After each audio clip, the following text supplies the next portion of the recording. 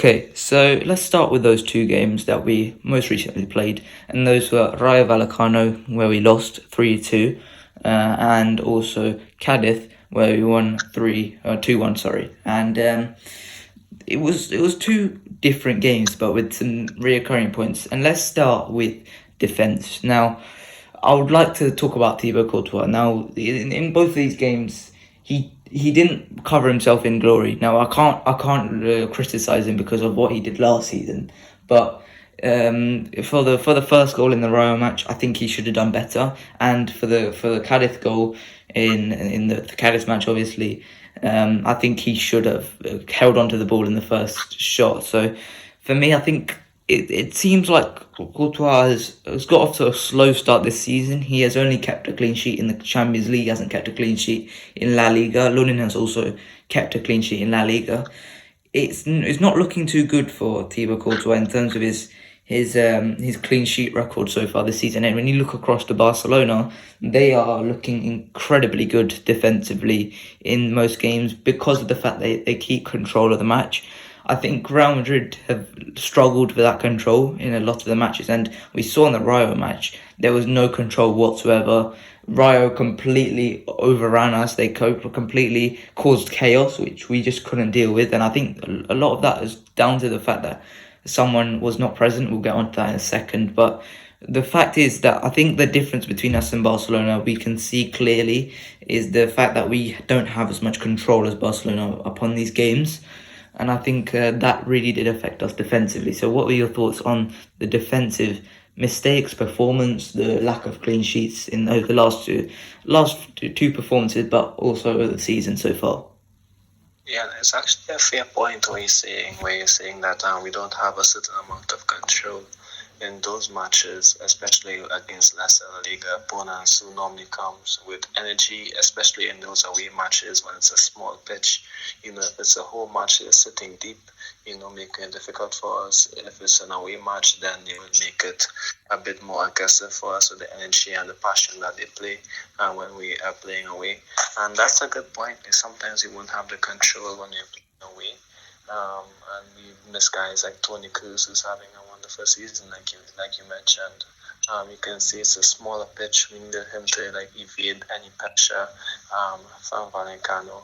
And of course, he struggled a lot. And Alaba wasn't at his best when he normally is one of the main guys to bring the ball out of the back. And when he isn't at his best and we don't have Rudiger playing, it's going to be difficult because not most of our defensive guys are like most of the best passers in the world. That's why I think we signed another centre back who's good on the ball, and that's why we need Toni Kroos as well. And you could have seen the clear difference when he played against what's his team when we played against. It's not coming to me in this time. The last game we played just slipped my mind, unfortunately. Cadiz, yes, Cadiz. How many touches he had, how he was dictating the play. It just makes it easy for us by possessioning. Even Ancelotti said it. He said, in relation to Tchouaméni, he said Tchouaméni is not the same player when Toni Kroos isn't there. And if that's for Tchouaméni, imagine the other players. Luka Modric, the pressure to play some Modric or even Camavinga when he plays. If Toni isn't there, so I think it's a bit concerning that we are starting to depend more on Toni Kroos. However, there are some positives in it as well. In relation to the control, I think another aspect is I think we make too many silly mistakes. Silly mistakes that's so avoidable, maybe via lack of awareness, via a drop in intensity. It's a lot of the goals, even Courtois said it, he said we are conceding goals because there's so many silly mistakes, which is a bit unfortunate because I think we have dropped many points, where we could have been leading the table by now. We could have dropped another 2 against Cadiz, where there was a chance later on and the header just sailed over the bar because it was so close. So I think that it's not like many issues that's needed to be sorted out. It's just a few tactical tweaks and a few in a few times in the match where the team needs to be a bit more focused. It's not overly concerning, but it's still a point, that we must analyze and we must not ignore, especially as after the World Cup. I think we play teams like Valencia and Villarreal and some other tough teams, So I think Bilbao as well. So I think it's going to be tough, and I think in Ancelotti's second season in 14-15, we did have a difficult spell in January, and we struggled a bit. So I do hope that history doesn't repeat itself. The clear mistakes are there. It can be fixed simple. It can be fixed really easily by just, like I said, a bit more focus and a bit more control. So I'm sure that it can be sorted out. Yeah, 100%. And I want to talk about that midfield. You quickly touched upon it. When we have Toni Kroos in the team, it's such a difference because of the fact that he provides so much control to the team. And when we played against Rayo, it was chaos. It was complete chaos. And I think that was a lot due to Rayo, because we expected Rayo to just sit back and defend like most La Liga teams would do, but Rayo actually did come at us, and we probably didn't expect it, which probably did contribute to the fact that we were really sloppy on that day. And I think Toni Kroos would have really helped on that day, because having him there would have, we needed to just calm things down, to play things. But another factor is that Toni Kroos is the link between the defence and the attack.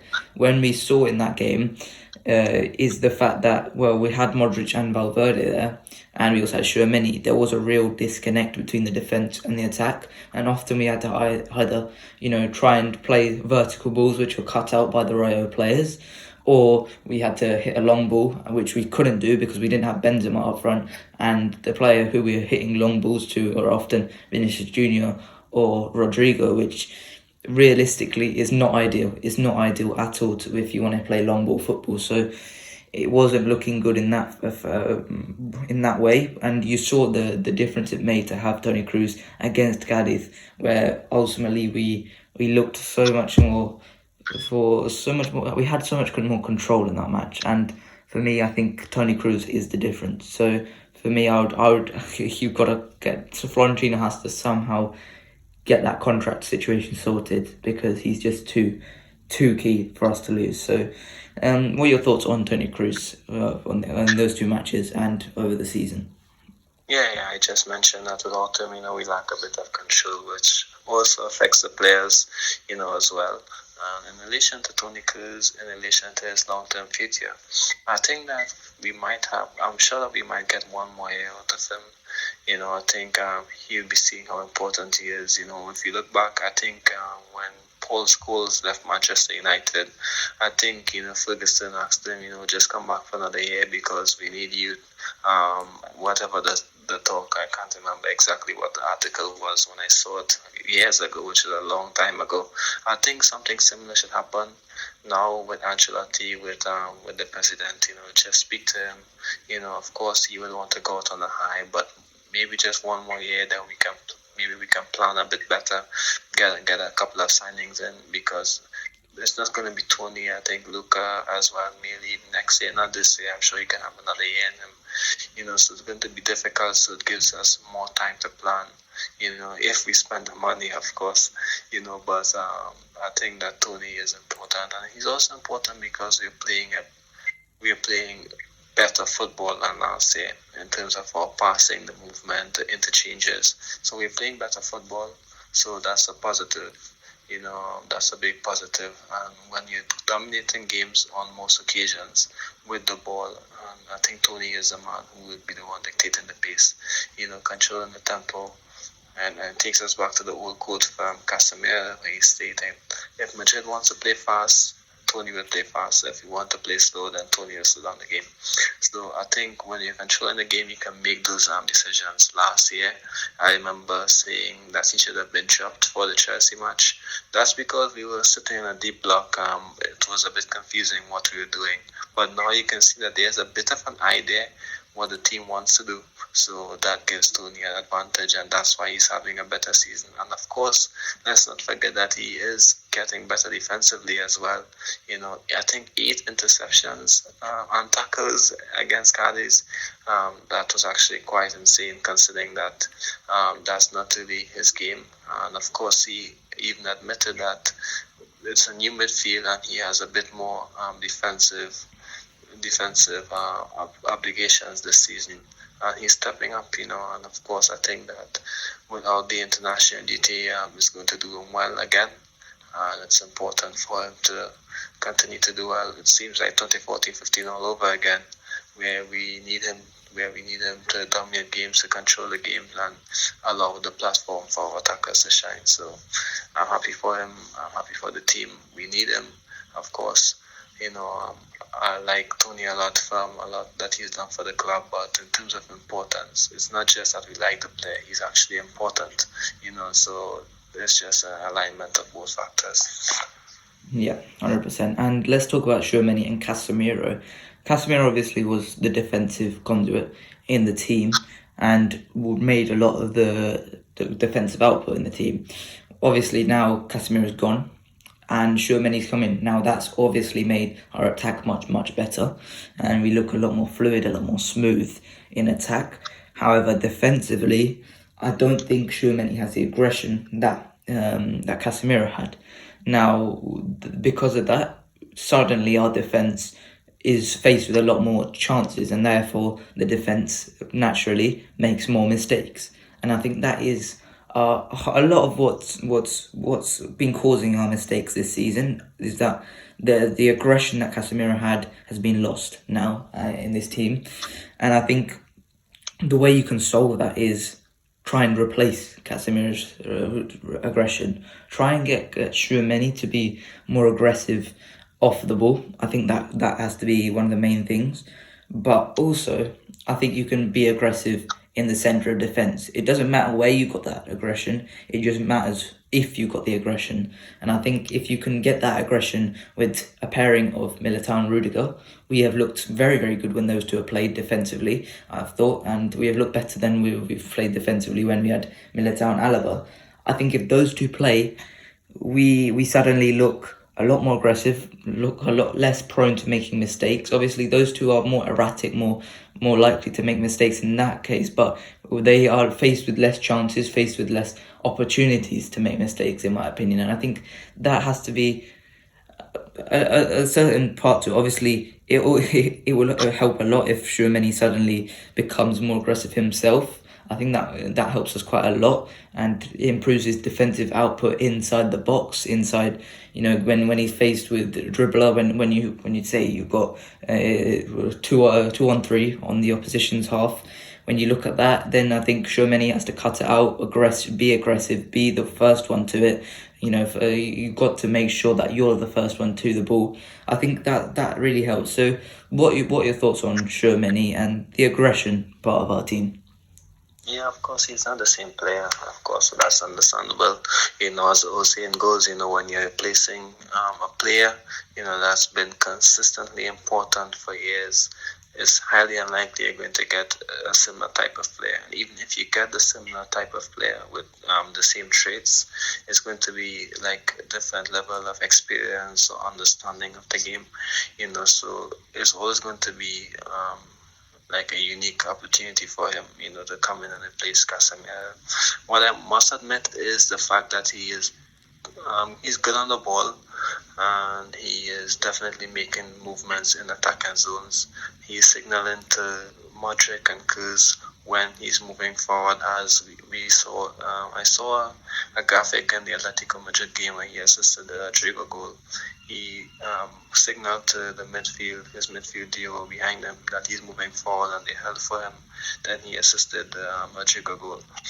So that's a positive. And he also combined with Vinicius for the Celta goal as well, where he was positioned almost as an attacking midfielder, because he's a bit more attacking and he leaves his zone a bit more, which is a positive for us if we would need like box-to-box midfielders to move forward, on occasions, just catch the opponent out of shape on occasions. So that's a positive.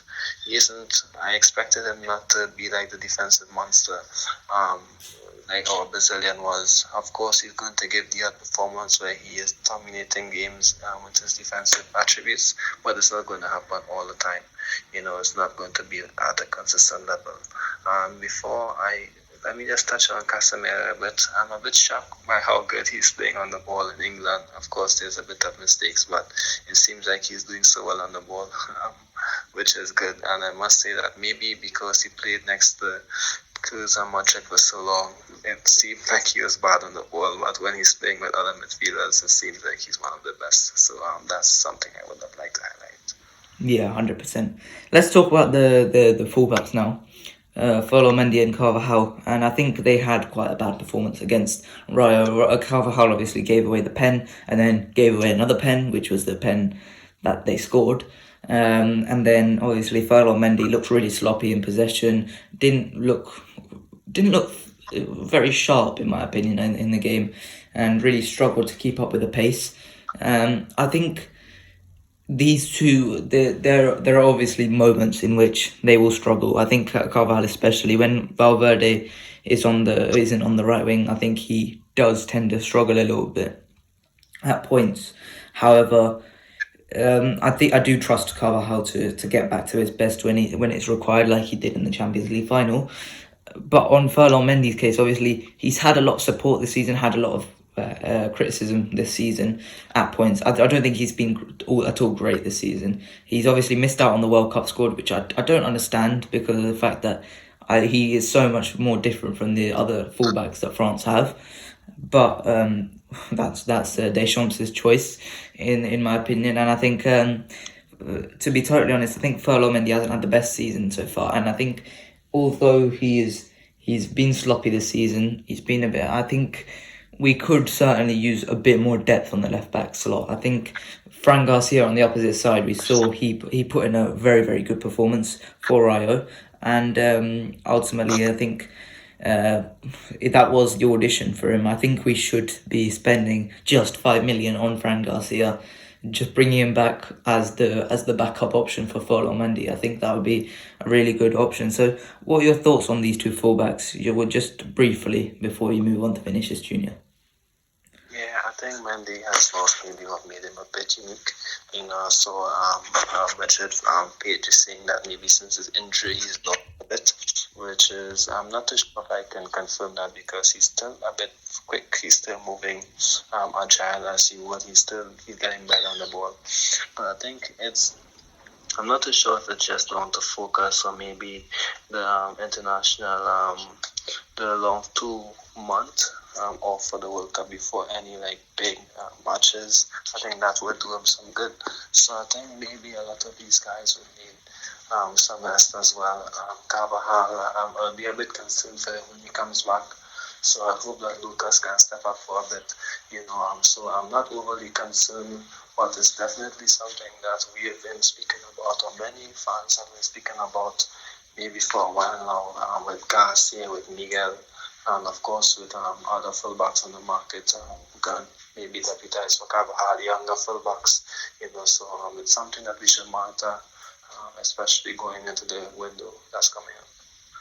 Yeah, and I think that is going to be important, but obviously that Real Madrid don't tend to buy players in January, which is a bit disappointing, but ultimately it is what it is.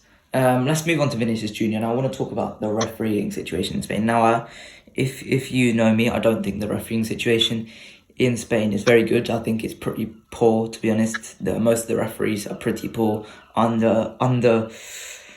They are pretty bad for the rest of the standards in Europe. Obviously, English refereeing is not so good either, but you look in Italy, it's quite good. Germany, I think it's quite very good. And France, I think it's pretty good. So ultimately, I think France and England are lacking behind in the refereeing department. And we see in Vinicius Jr., he is getting the Neymar treatment right now. He is just getting battered every time he gets the ball pushed off of it. Every time he gets the ball kicked off of it, he is not enjoying things right now. And when he goes to argue with the referee now, obviously I don't think arguing with the referee is ever a good thing, because ultimately, when has the referee ever changed his mind because a player has talked back to him? Never, in my opinion. But to be totally honest, I think Vinicius has got a point. You know, the referees never gave him protection. It's not good enough from the referees, because every single time a horrible challenge is made on him, it's just waved off, or it's just a foul. The amount of times where Vinicius has been fouled and he's not being, the other opposition players not being given a yellow, it's stupid, to be totally honest. And because of that, I think something has to be done about the refereeing situation in Spain, because it's just not good whatsoever. There was a compilation on Twitter I saw of 57 seconds over just these two games, Cadiz and Rayo, where both Vinicius and Rodrigo were getting fouled non-stop. It's just, there has to be protection given at some point, and I'm afraid, to be totally honest, just like with Neymar, the point where they get protection is, you know, they're gonna have to start diving soon. They're gonna have to start doing all this. They're gonna have to start being theatrical, and this is why Vinicius sometimes gets criticised. But he's gonna have to get theatrical if he wants to get the other player a yellow card when they should, and they deserve it. And just like Neymar, at the point at which he's going to get protected is at the point where he's going to get a big injury from one of these big collisions. He's either going to get like a broken foot or a broken ankle, something like that, which is horrid from an opposition player. That's the point in which, you know, they're going to really start to protect, start to actually look at Vinicius and help Vinicius. So what are your thoughts on the refereeing situation? And just a couple of weeks ago, we saw, even with Fede Valverde, you know, Papu Gomez absolutely just clattered into him, just waved off for a foul. I mean, what are your thoughts on the refereeing and the lack of protection in Spain? Yeah, it's a bit disappointing, and it's not even due to protection, because in many other countries, it's not like they protect their players, but it's always fair decisions. It's always like a warning for the defenders to ensure that something doesn't happen again. You know, it doesn't have to be for a specific player, but it should be for all players. You know, so that's a bit concerning. I'm just happy that our players can go to the World Cup, you know, without any big concerns. I hope that you know, sometimes injuries can even take a week to show up. I'm just happy that they got through that game without any like severe injuries or immediate significant noticeable injuries. So that's a positive, you know. So I really hope that it doesn't like drive talented players out of the league, especially out of Madrid, you know, because you never know. It could be like an opportunity for him to say, you know what, you know, achieve what I've done with this club. You know, the league isn't up to, you know, the level that I want. You know, maybe I could just go somewhere else, you know, try something new, you know, get away from all this drama. I hope that's not what's going to happen with him, because I'm sure that some people would do that, you know, if they had an issue, you know, just something new. So I really hope that he can just, you know, get over this. It's going to be tough mentally for him, you know. So I hope that the 2 months off of football in Spain will just do him some good, will do the club some good, and it can take some time for the Spanish Federation, you know, maybe to make some adjustments. You know, let's hope that it happens. Yeah, 100%. And let's finish off by talking about the striker situation, and it does link a little bit with Vinicius Jr. I think Rodrigo is a solid striker, to be totally honest. I think he makes the runs, he gets in behind, he's a good finisher, all of that, that's good. But to be totally honest, we are a completely different team without Benzema in it. Benzema, even when he's not scoring, he provides so much to the team. And for me, I think when Benzema's not in the team, Vinicius lacks a lot. I think, to be totally honest, I think we need to get back up in January or in the summer. Whether this can be an old guy like Edin Dzeko, I don't know, right? Because it for me, I would love Edin Dzeko at the club, because I think it will really, really help. But ultimately, I think I don't know. Ultimately, in that case, so I did look at one player who has been called up by the Portugal national team, Gonçalo Ramos. I think he's been very, very good for Benfica this season. I think he holds up the play very well. He's very good in the air, and he's a good finisher. So, what are your thoughts on Gonzalo Ramos as a potential backup option? I think he could cost quite a bit, but as a backup and as a potential long-term replacement for Benzema, I think he does a lot of the stuff that Benzema does. And I think he's a great striker, to be totally honest. So, what are your thoughts on Gonzalo Ramos? He seems like an excellent player, who can score goals and do link up as well, and he's also good on the ball, But let me just comment on this player firstly. The guy who I wanted, to come in and replace Jovic, replace Diaz, replace Borja, who could be the backup striker. I made this suggestion even before the Mbappe saga closed, before he signed his PSG contract. I said from Liverpool, because he wasn't playing. When he came off the bench in the Champions League matches, I think he scored 2 goals in a match. I'm not too sure the opponent at this time, because it's Liverpool last year in the Champions League. He came off the bench, he scored a goal, and he started the knockouts, the second leg, and he scored 2 goals, and I was like, this guy can definitely contribute. He isn't starting for Liverpool, but I'm sure he could come in for us and contribute more, and of course, this season he got a chance and he's scoring again. I really thought that, maybe we could have capitalized on that, when he wasn't playing. Juventus was interested in him. We could have signed him and he would have been scoring goals for us. He would have helped us a bit, we would have more options, he's good on the ball, he's good in link up. So he can finish as well. So I was a bit disappointed that we had those options, options that can take the team and can sustain a level of performance for the entire season. So it's a bit concerning. It was a bit disappointing that we didn't look in the market for it, but I must say we are playing better without Benzema than last season. It's a positive. I don't think that it can be sustained throughout the entire season, however. I think it's a good goal. For the first, let's say, third of the season, the teams are starting to figure us out a bit when they're playing without him. However, it was a good start to the season without him so far. But I must admit that we can't really sustain that for the entire season. So we would need Benzema back, and we would need another striker, of course, as good as Rodrigo is. We would need a bit more, in my opinion, to avoid games like these where if you make a mistake, we need goals, to win matches. So the team consistently make mistakes, we need options in attack. Yeah, 100%. And let's move on to the second part of today's podcast. Obviously, we're going to implement this into the first part now, and let's talk about Liverpool and the draw for the Champions League. I think, obviously, Liverpool are one of the most difficult teams. To be totally honest, out of the draws we could have got, I think Liverpool are probably one of the worst we could have got out of them and PSG. I would have hated to have PSG, but ultimately we're Real Madrid. We are looking to win the Champions League for the 15th time. We're going to have to play the big teams at some point. And even though Liverpool isn't doing great in the league, they're always a threat. Liverpool are always going to be a threat. Everywhere. They're going to be a threat anytime, anywhere. And to be totally honest, they're at this point now, the league is done for them, in my opinion. I don't see them winning the league at this point. There's one of two possibilities for the Premier League, and that is Arsenal and Man City fight for it right till the death, or Man City runs away with it, in my opinion. Those are the two options at this point. I don't see Liverpool in it, so therefore I think Liverpool puts all the chips for the Champions League. I think they bet everything on the Champions League. They're all going all in for this Champions League title. And they said after the final, they're looking for revenge once again.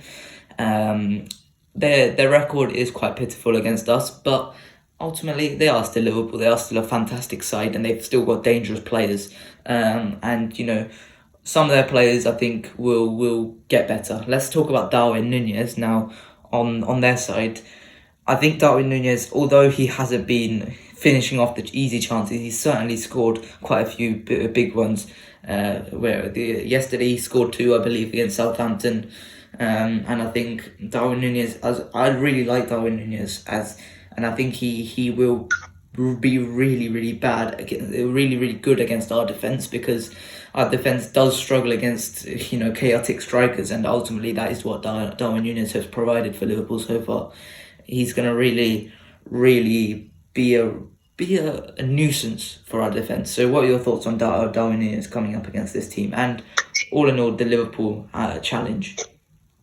Well, let me just tackle the Núñez quickly before I tackle the entire Liverpool fixture.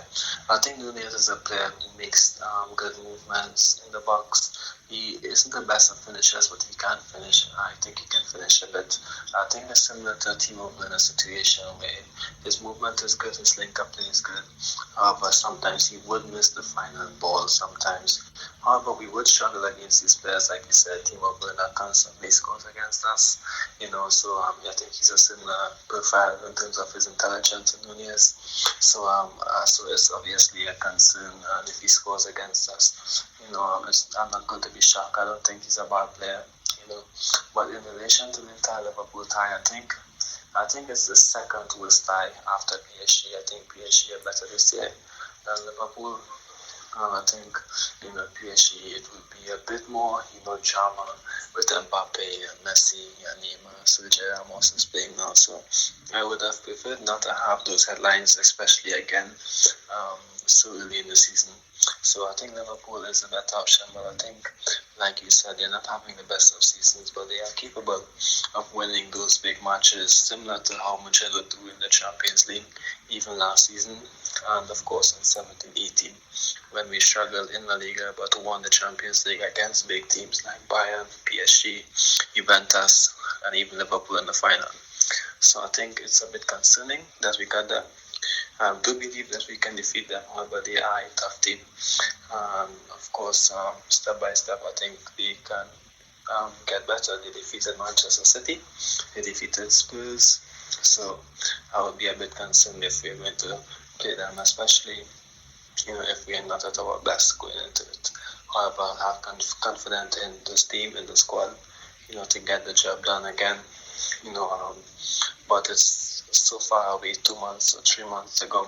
You never know what will happen. But it's still a bit, we would have maybe liked a better team like Berg. I'm not sure if that's the name of the team, but yeah, I think we would have multiple options. But it's okay, we can definitely beat Liverpool like we've done in the past. I think it's the last 6 games where we are beaten against them, so that's a plus. So the team would be confident, but Liverpool would of course be looking to win against us again.